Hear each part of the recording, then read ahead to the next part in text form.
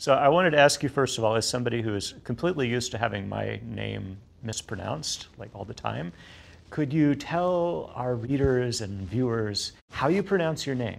It's pronounced. It's pronounced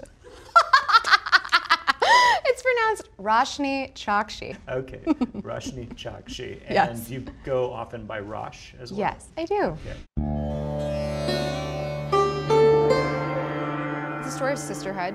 It's like being thrown into a place where you don't know the rules at all, and yet they determine everything in front of you. So it's like the first day of middle school where you have to choose where you're going to sit in the cafeteria. And this is like your seat until the end of time. And there's demon hairdressers and pigeon sidekicks and characters from the Mahabharata and the Ramayana, which are both two ancient Sanskrit epics that meant so much to me when I was little and still mean a lot to me now. I am in awe of anybody who can tackle Hindu mythology. You have done such an amazing job. Thank you. You know, not only like remembering everything and presenting it to the readers in a way that's like really fresh and relevant and funny. What was that like for you? I've grown up with these stories my whole life. My grandmother would always tell them to me and my siblings, and they were so formative for me. I grew up in a mixed race home, so my mother is Filipino, my dad is Indian. And so the way that we bridged those cultural gaps at home was through fairy tales and stories, and like the more things that you read, the more stories, fables, etc., the more you see that they are all the same across every cultural spectrum. So one thing I loved about Aru Shah, the first book, was the characters. What I loved about it was the girl power. I mean, it's so awesome.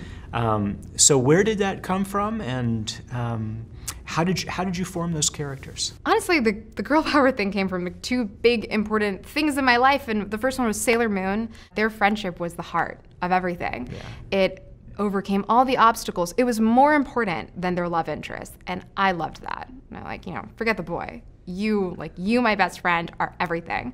And I was really lucky to have those kind of friendships growing up. I grew up next door to my best friend since the middle of kindergarten, and she and all my other friends were always getting me out of trouble.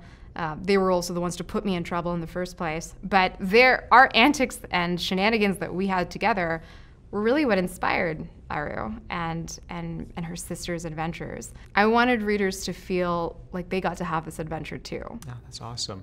This is the first time that I really almost put myself into a book. I was always kind of scared before. So Minnie has like my Filipino Indian heritage. She has the whole spiel of, am I one thing more than another? Am I allowed to be both? And Aru is just like me in the sense that we were both liars in middle school and just slightly horrible people, but had the best adventures. And sometimes a lie or a story would get out of control and we'd have to bring it back up or hide, grow a beard, move to Florida. The usual things that one does. Just like middle school, yeah. I love it. Well, that kind of leads into the next thing I wanted to ask, which was this incredible sense of humor that you bring into the books. You mentioned the demon hairdresser and the talking pigeon who becomes the sidekick. There's all these great humorous touches, and some of it I recognize from Indian mythology, but some seems like it's all you. When my family moved for the first time from St. Louis to Atlanta, I was in kindergarten and I was just sobbing nonstop. I missed it. I missed my friends, even though I don't even remember their names now. But what I missed most of all was my house. And I remember asking my parents, do you think the house misses us? Aww. Yeah, the house wakes up one day and everyone's gone and they're like, did I do something wrong? And I just sobbed and sobbed and sobbed. So that was an episode that really inspired the talking palace that appears in Aru Shah at the end of time. I was just thinking about that. Yeah. And that was such a sweet scene, but so sad too. It was sad. I want to tell my house that It's I still okay. think of it.